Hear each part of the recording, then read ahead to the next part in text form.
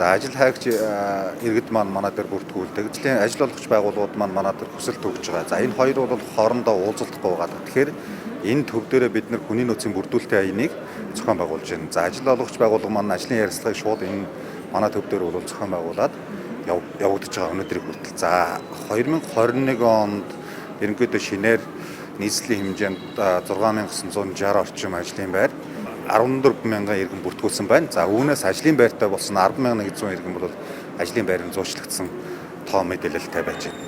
Ногоон ажлын байр хөтөлбөр гэдэг Монгол Улсын ерөнхийлөгчийн санаачил гараад тэр боммод аяны хүрээнд бас нэг хөтөлбөр байгаа даа.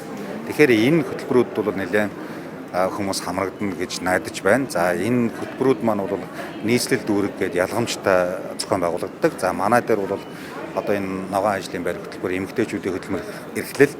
За стартап бол нийслэлийн хэмжээнд манай байгууллага ерөнхийдөө дүүргийн хөдөлмөр эрхлэлтийн байгууллагуудтай хамтран зохион байгуулж байгаа.